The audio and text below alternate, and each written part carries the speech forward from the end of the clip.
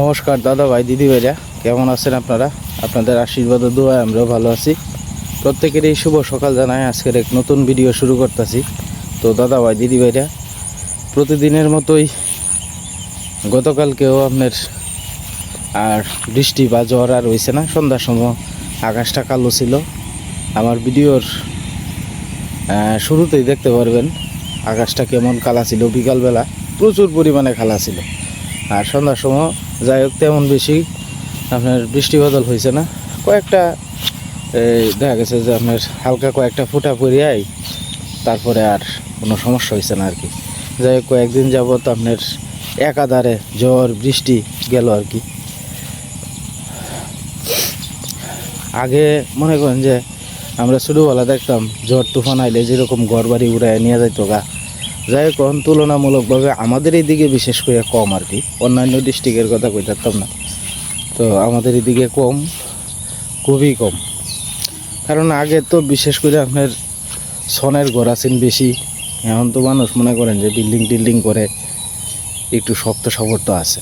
আগে তো এতটা শক্ত আছেন না। তার কারণ হলো কি আপনার বেশিরভাগ বাড়ির মধ্যে আপনার মনে করেন কেউ আপনার ত্রিপালের বেড়া দিয়ে থাকতো, আবার কেউ আপনার সনের বেড়া দিত, নেড়া বনের বেড়া দিত। এইগুলা দিয়া মনে করেন যে আপনার থাকতো আর কি। তো এইগুলা তো আর বেশি শক্তভুক্ত আছেন না, যার কারণে বেশিরভাগই আপনার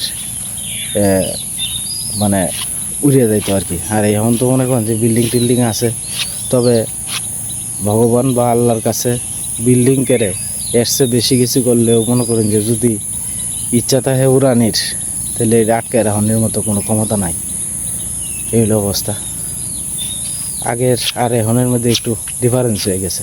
তবে এখন কয়েক বছরের ভিতরে আপনার আমরার যে মোহনগঞ্জের এদিকে মানে আমার 2-10টা গ্রামের ভিতরে তো পড়ছে না যে উড়ায় গড় লয়ে গেছে আর কি। আগে দেখছি, অনেক দেখছি, এক গড় নিয়ে মনে করেন যে এনতে উড়ায় আর একখানো নিয়ে তৈরি দিছে, এরকম দেখছি। তবে এখন কয়েক বছর ধরে এইগুলা দেখি না আর কি। যাই হোক ভগবান সবারই রক্ষা করুক বা আল্লাহ সবারই হেফাজত করুক, এটাই চাই আর কি। তো খুব সকালবেলায় মারে স্নান টান করাই দিছে আর কি। সীমা সারা রাত্র ঘুমাইতে পারছে না, ছটপট করছে আর কি। আমার শরীরটা কিরম লাগে মা?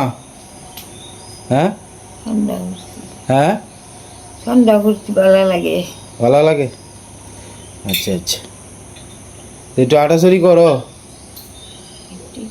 হ্যাঁ হ্যাঁ, একটু সকালবেলা ঠান্ডা ঠান্ডার মধ্যে একটু আটাচড়ি করলে শরীরটা আরো ভালো লাগবে।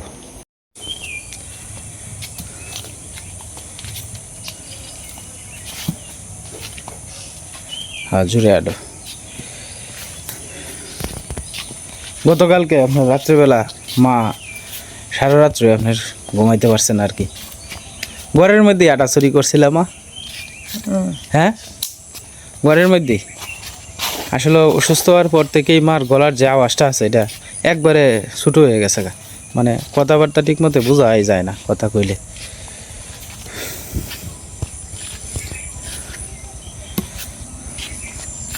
মাগো তোমরা মংলার বাড়ির যে থাকতা এটা মনে আছে? মংলার বাড়িত মনে আছে? হ্যাঁ তাইলে আব্দুলের বাড়িত এটা মনে আছে তোমার? হ্যাঁ কত বছর আগে আজ থেকে? 70 বছর?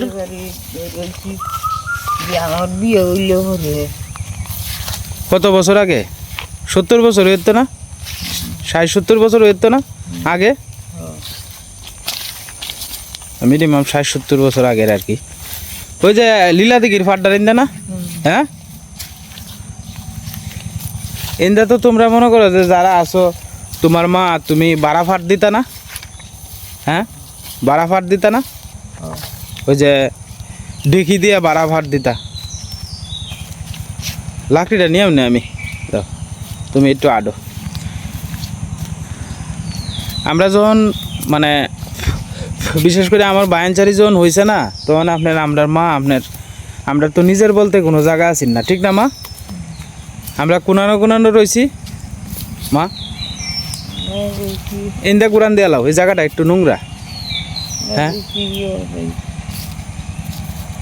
আব্দুলের বাড়ি এরপরে ওরে এখান থেকে আইছি হ্যাঁ ইয়ের বাড়ি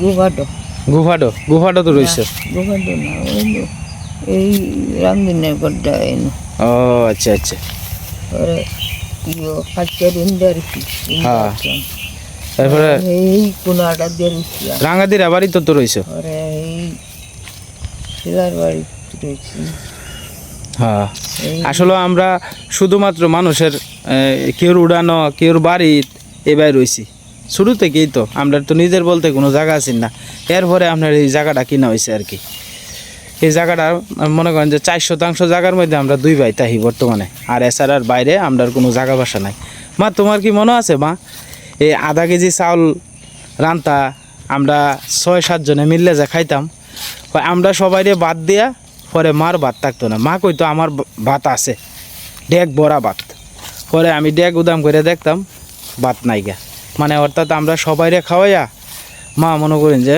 খালি পানি খায় আপনি শুয়ে থাকতো আর কি ভাত না খাইয়া এই দিনটির কথা মা মনে হয় না কত কষ্ট করে আমরা রে ফালছো হ্যাঁ মা মা গো শুনো মনে করো সন্তানাদি মনে করো যে কষ্ট করে ফাইলা যদি শেষ বয়সে যদি মারে যদি আদর যত্ন না করে তো এই কষ্ট করে সন্তান মনে করো যে মানুষ করে কোনো লাভ আছে মা মা বাবার এই দিন লাগেই তো সন্তান ঠিক না মা যে মা বাপ যেদিন কষ্ট করবো এই দিন সন্তান পাশে দাঁড়াইবো ঠিক না মা আচ্ছা আমি যতটুকু হ্যাঁ এটা তো বুঝতে আসছিস না এটা কইতাছি আমার জায়গা থেকে আমি যতটুকু পারতাছি তোমার লাগে করতাছি না মা তুমি আমার লাগে আশীর্বাদ করিও মা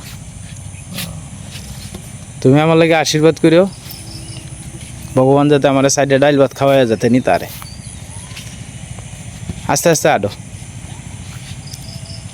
হ্যাঁ মনে সাহস রাখবা জুড়ে জুড়ে আটবা মনে সাহস রাখবা এটা কিছুই না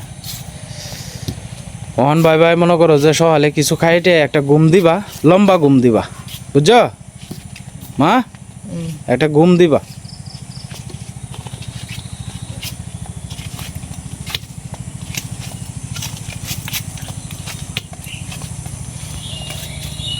একটু জিরাইবা বয়ে লও গাছের তলটাত ইন্দা বয়ে লইলে বইতারবা আস্তে আস্তে বউ জিরায় জিরায় আমি সাথে থাকলে মনে করে যে মা একটু সাহস পায় আর কি আর একলা একলা বেশি দূরে যাইতে পারে না তো আমি থাকলে কথা টথা কই মার মনে করেন যে একটু ভালো লাগে আর কি তো এই ভালো লাগাটার থেকে মার একটু হাঁটাচুরিটা করতে পারে আর কি একটু জিরাইয়া পরে আবার আটবা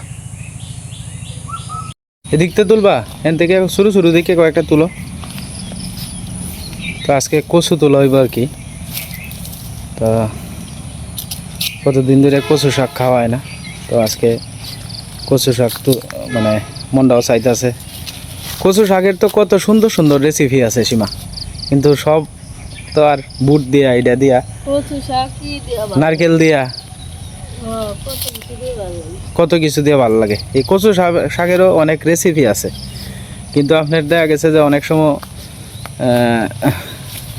আপনার কিছু জোগাল আছে গড়ে তাহে আবার কিছু আছে গড়ে তাহে না এইগুলা মিলাই জিলাই আর কি যাই হোক আমরা সাধারণত যেভাবে বানাই এইভাবে বানাইও সমস্যা নাই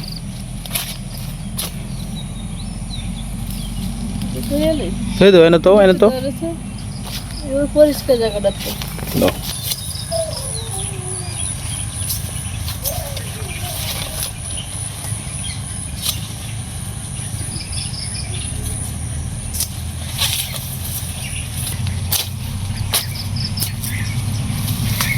আর তো সেদিকে যাও নাহলে ও নান্দা নাই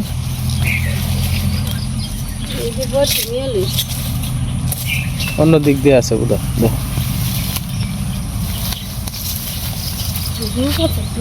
হ্যাঁ না ঝুঁক আছে থাক আর যায় না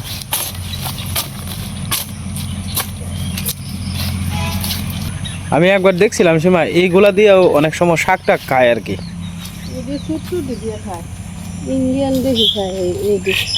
হ্যাঁ ইন্ডিয়ার চ্যানেলে দেখছিলাম আর কি ইন্ডিয়ান কিছু চ্যানেলে এইগুলা দিয়ে খায় কিন্তু আমরা এইদিকে এইগুলা খাওয়া হয় না সচরাচর আর কি অনেক জিনিস আছে যেটা আমরা বাড়ির আশপাশে আছে কিন্তু অনেকেই খাওয়া ওরা খায় না, তারা ঠিকই খায়, হ্যাঁ। কারণ তারা জানে এটার নামটা কি। আমরা জানিও না, খাইও না। জানি না, আর চিনিও না কিভাবে খায়।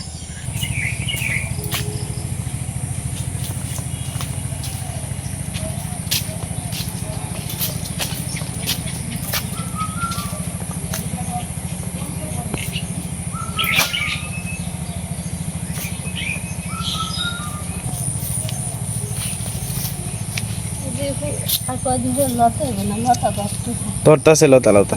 লতা। হ্যাঁ থাক। আর নিচে নামে লাভ নাই, থাক। যেটি কাটছো দিতে হইতো না, আর ছোটো ছোটো কয়েকটা দিকে কাটল। আর নাই ওগা কচু, আর কয়েকদিন পরে আমরা খেতে হইব দেখবা। খেয়ে তো ধরতেছে কচু, ছোটো ছোটো কচু। ইশাটা কচু শাক খাইতে পছন্দ লাগে। হ্যাঁ, কচু শাক খাইলে তো রক্ত হয়, এটা হইল গিয়া একটা প্রোটিন জাতীয় খাবার। কয়েকটা কচু কাটছি, আজকে তো শুক্রবার, নাহলে তো সময় পাই না কচু কাটার। আজকে কয়েকটা কচু কাটা থইয়া তারপরে আর কি রান্নাম আর কি, ইশারা কচু শাক খাইতো। আমি আজকে কিছু জরুরি বিষয়ে আপনাদের সাথে আলাপ আলোচনা করবো এটা লাগিয়া। যাই হোক, অনেকেই এটা হয়তো ভালো চোখে নিতে পারেন, অনেকেই খারাপ চোখে নিতে পারেন। এবং আমার কথায় যদি কোনো ভুল ত্রুটি হয়, আমি প্রথমেই আপনাদের কাছে ক্ষমা চাই নিতেছি। দেখেন, আমি যখন আপনার থেকে বুঝি, যখন আমার স্কুলে যাওয়ার সময়, তখন কিন্তু আমি চাকরিতে গেছি। শুধুমাত্র এই সংসার, মনে করেন যে আপনার মানে মা যাতে একটু ভালোভাবে চলে, বাবা যাতে একটু ভালোভাবে চলে। আমরা অনেক অভাব অনটন থেকে কিন্তু বড় হয়েছি। এখনও মনে করেন যে আপনার অভাব অনটনের মধ্যে দিয়ে যাইতেছি। যাই হোক, মনে করুন আমার এক বোন, আমরা দুই ভাই। তো আমার ভাইদের তো আপনারা চিনেনি, আর বোন মাঝে মাঝে আয় আপনারা তো দেখে নেই। তো বোনের রয়েছে দুই ছেলে। তো দুই ছেলে ঢাকা গার্মেন্টসও চাকরি করে, কোনো সময় চাকরি যায়, কোনো সময় যায় না। এইভাবে মানে দেখা গেছে যে শুরু থেকে যে পরিবেশে বড় হয়েছে, আপনার দেখা গেছে আপনার ওই কিশোর গ্যাংয়ের পোলাফানদের সাথে এটার সাথে ঘুরিয়ে টুরিয়ে মনে করুন যে অনেক সময় দেখা গেছে যে কথাবার্তা শুনে না আর কি, যখন যেটা মন চায় এটাই করতে থাকে। তো আমি আমার জায়গা থেকে যতটুকু মনে করেন যে পারি, আমার আগে যখন সমর্থ বালা আছেন, তখন আমি আমার বোনেরা আমি দেখতাম যতটুকু পারি। তারা ঢাকা চাকরি করে 3-4 জন মানুষ, এরপরেও দেখা গেছে যে আমরা দেশ থেকে মাঝে মাঝে টাকা পাঠানো লাগছে, আমি অতীতে পাঠাইছিও। আমার যতটুকু সামর্থ্য আছে না, আমার সামর্থ্যের ভিতরে আমি আত্মীয় স্বজন যারা আছে সকলেরই দেখার চেষ্টা করি। এখন আজকে মনে করেন যে বিগত একটা বছর ধরিয়া মা অসুস্থতা হওয়ার পরের থেকে মনে করেন যে আমি কেউরই সহযোগিতা করতে পারি না। তার কারণ হলো কি, আমি নিজেই চলতে পারি না, তাই আমি সহযোগিতা কীভাবে করব। এখন দেখেন, আমার মা গড়ে অসুস্থ পড়া, মাস শেষে 12-13 হাজার টাকার ওষুধ লাগে মার। এটা তো লজ্জার কোনো কিছু না। মাঝে মাঝে আমারে অনেকেই আছে আমারে সাহায্য করেন আমার মার ওষুধের বাবদ, আমি আপনাদের কাছে চিরকৃতজ্ঞ। তো মনে করেন আমার বোন আছে একজন, সে গার্মেন্টসে চাকরি করে, প্লাস মনে করেন যে তার 2টা ছেলে আছে, তো বললামই। তো বোনে বাড়িতে ঘর টান দিব, ঘর তুলবো আর কি। এনো মা আমার কাছে কইতাছে যে আমি তারে সহযোগিতা করতাম। মা এই বিষয় নিয়ে মন খারাপ করে বই রয়েছে। আপনারাই কোন, আমার মাস শেষে 12-13 হাজার টাকার ওষুধ লাগে মার, 14-15 হাজার টাকা সংসার করছো, 3 হাজার টাকা হইল গিয়ে আপনার দোকান ভাড়া, একটা কিস্তি আছে মাস শেষে দেওয়া লাগে 8 হাজার টাকা। আমি কই থেকে দিয়াম টাকা কইন? আমার মা যখন অসুস্থ হয়েছে, তখন আমার বোন কইন, আত্মীয় স্বজন কইন, কেউ আয়া সুফি দেও দেখছে না। এরপরে দ্বিতীয় কথা হইল গিয়া, মনে করেন যে এই যে মা খাইতেছে না কি করতেছে, ভাই খাইতেছে না কি করতেছে, সারা বছর গেলেও মনে করেন যে একটা ফোন নাই। আমার কাকা কোন, আমার আত্মীয় স্বজন যারা কোন, তারা কোনো খোঁজখবর রাখে না। আমি যে কিভাবে চলতাছি না চলতাছি একমাত্র ভগবান জানতাছে। আর আপনারা হয়তো যারা দেখতেছেন, তারা হয়তো বলতে পারবেন যে আমি কতটুকু কষ্টের মধ্যে দিয়ে যাইতেছি। যাই হোক, আমি আমার এখনও আপনার প্রতি মাস গেলে আপনার অনেক মাসে আপনার ঋণ করা লাগে। তার কারণ হইল গিয়ে, মনে করেন যে আমার তো একটা সংসারের খরচের কাছাকাছি টাকাই আপনার মার ওষুধের পাশে জায়গা। এরপরে আমি যখন গট্টর করছিলাম, তখন আমার ঋণ তুলছিলাম, এই ঋণের ঝামেলা আছে, এই ঋণের চাপ। এরপরে মনে করেন যে একটা দোকানের উপরে নির্ভর করে আমার সংসারটা চলে।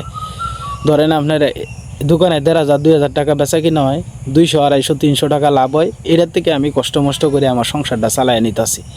তো মাঝে মাঝে আমারে আপনারা যারা আমার ভিডিও দেখেন মাঝে মাঝে আমার একটু সহযোগিতা করেন, আপনাদের কাছে আমি চিরকৃতজ্ঞ সবসময়।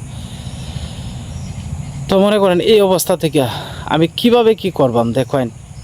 এই যে মা মন খারাপ করে বই থাকে, মনে করেন 10,000 12,000 টাকার ওষুধ খাওয়াই মাস শেষে, মানে মা যদি বোনের চিন্তা করে যদি মনে করেন যে শরীরটা ফালাই দেয়, তাহলে পরে মারে লুয়ে দুর্ভোগটা কমছে। আমি এই জিনিসটাই মার সাথে কইছি, অনেক মা মন খারাপ করে বই রয়েছে। মানে আপনারাই কোন, আমি বোনের কি সাহায্য করতে পারবো, আপনারাই কোন। আমি তো মনে করেন যে চলতেছি, যে আমার কতটুকু কষ্ট হইতেছে একমাত্র আমি জানতাছি আর ভগবান জানতাছি। মানে আমি তো কেউ কাছে কইতে পারি না,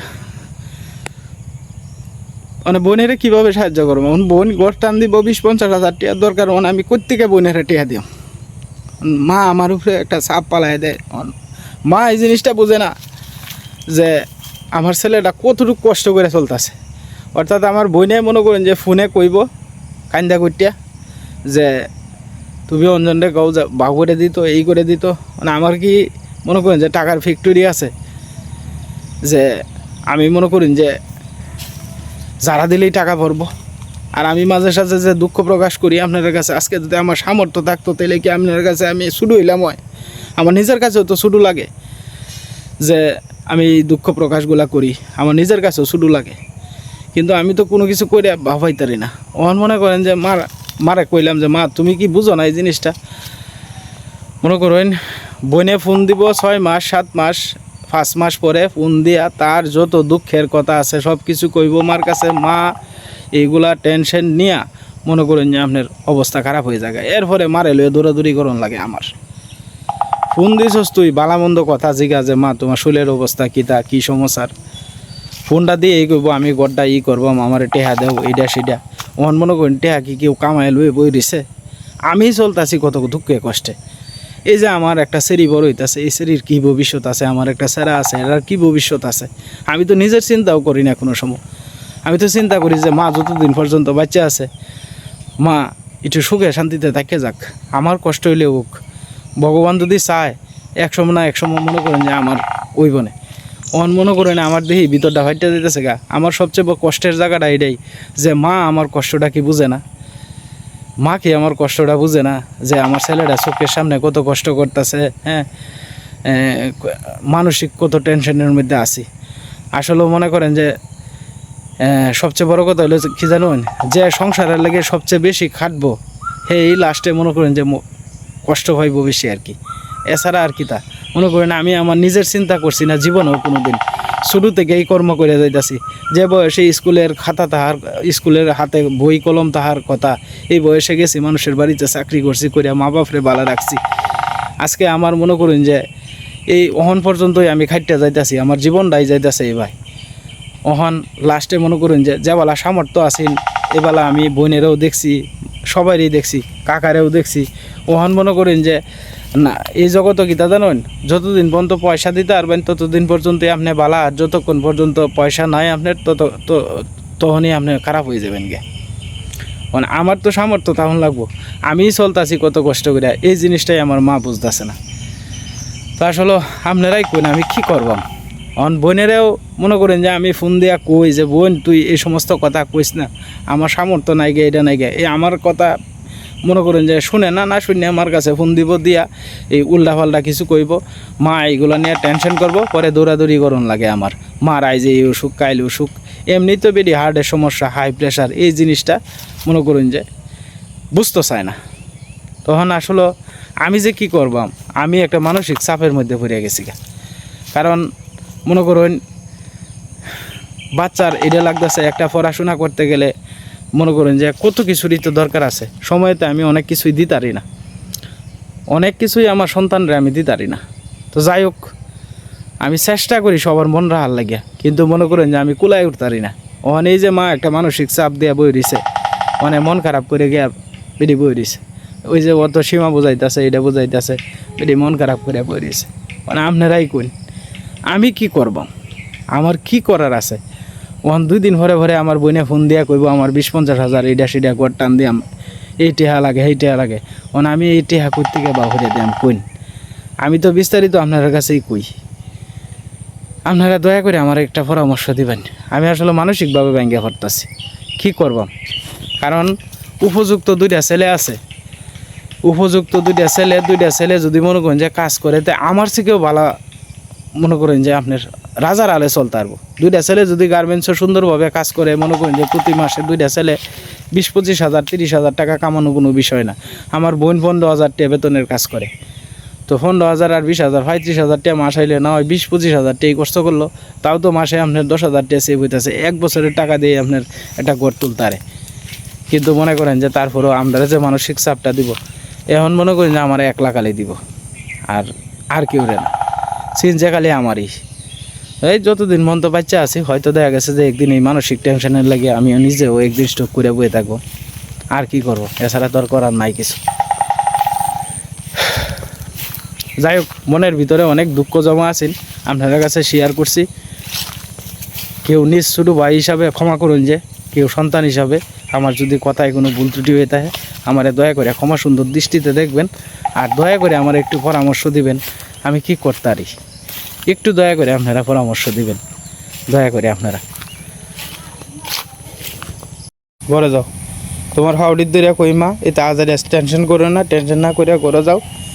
শোনো মা, আমি আমার নিজের চিন্তা লাগাতে করি না, আমার নিজের শরীরে যে অসুখ আছে এই চিন্তাও করি না লাগাতে। আমার সারা শরীরের মধ্যে অন্তত বোধহয় 60 থেকে 70টা তোমার গুড়া, এটার চিন্তাও লাগাতে করি না। খালি তোমার চিন্তাই করি যে তুমি ভালো থাকবা কিবা, তুমি সুস্থ থাকবা কিবা। যাও, কিছু খাইটে ওষুধটি খাওয়ান লাগবো, তো ওষুধটি দিয়ে আমি দোয়ানো যাই গা। তো যাই হোক দাদা ভাই দিদি ভাইরা, আজকের মতো এই পর্যন্তই। সবাই ভালো থাকুন, সুস্থ থাকুন।